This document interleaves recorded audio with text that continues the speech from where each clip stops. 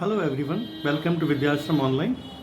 Today we will discuss the mathematical tool of physics, that is differential calculus and integral calculus. One by one I will explain you the theory, then after we will discuss the formulas.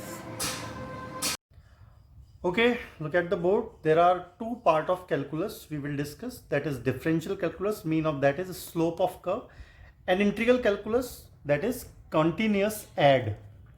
Now one by one we will discuss. यहाँ एक curve include कर लेते हैं. इस curve के अंदर मैंने y और x दो वेरिएबल लिए हैं. y depends on x, that we will discuss here. Now if y depends on x का मतलब होता है कि जैसे जैसे x की वैल्यू चेंज होगी वैसे वैसे y की वैल्यू चेंज होगी. तो यहाँ डेल्टा x रिप्रेजेंट कर रहा है चेंज इन x को. ये देखें आप, वैल्यू a और b दो पॉइंट्स ले लेते हैं. तो यहाँ से यहाँ गई तो पहले वैल्यू x1 थी, देन वैल्यू x2 हो गई. और corresponding change in y represent कर रहा है डेल्टा y.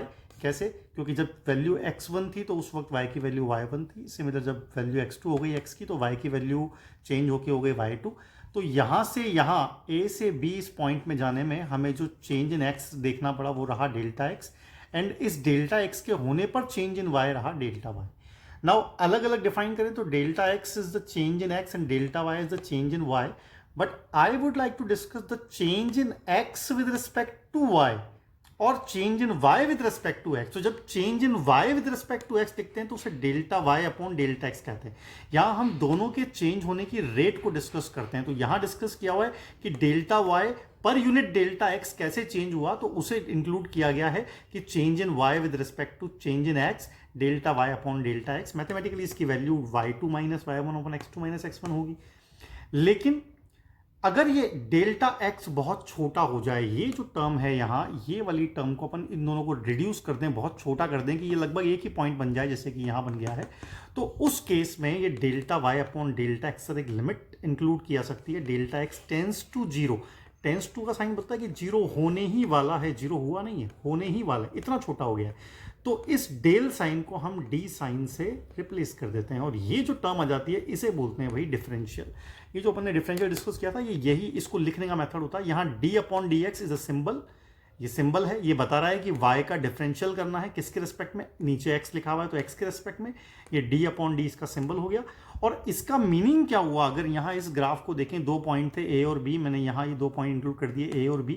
तो आप देख सकते हैं कि ये जो वैल्यू थी इस तरफ आगे बढ़ाने पर जैसे यहाँ थी, ये डेल्टा y आ रहा है और इसी तरह नीचे लाने पर ये डेल्टा x आ रहा है. अभी दोनों पॉइंट लगभग एक ही पॉइंट बन चुके हैं. तो ये जो एंगल है जिसका कि टेन थीटा, तो टेन थीटा निकालेंगे तो परपेंडिकुलर अपॉन बेस में ये delta y upon delta x ही बनेगा. तो एक्चुअली ये जो बहुत छोटा सा पार्ट है जिसको मैंने यहाँ एनलार्ज किया है, ये delta y upon delta x perpendicular upon base से टेन थीटा को ही रिप्रेजेंट कर रहा है. और जो ये बता रहा है कि इस कर्व का इस पॉइंट पर जो कि हम डिस्कस कर रहे थे डेल्टा x उस छोटे पॉइंट पर अगर दोनों एक कर दें तो उस पॉइंट पर कर्व क्या होगा, स्लोप क्या होगा, इस कर्व का स्लोप क्या होगा वो रिप्रेजेंट कर रहा है. तो मैंने एक स्लोप बनाया है, तो ये आप फिजिकली भी समझ सकते हैं कि यहाँ एक स्लोप खींचा गया है और उस स्लोप का एक्स एक्सिस के साथ जो एंगल मेंटेन हो रहा है उसका टेन एक ट्रिग्नोमेट्रिक फंक्शन है.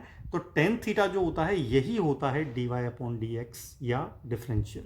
डिफरेंशियल का मतलब उस रिलेशन y और x दो वेरिएबल के change in y with respect to change in x mathematically या एक पर्टिकुलर पॉइंट पर उसके स्लोप को इंडिकेट करता है. Now we will come on the integration. So now you can see here integration means continuous add.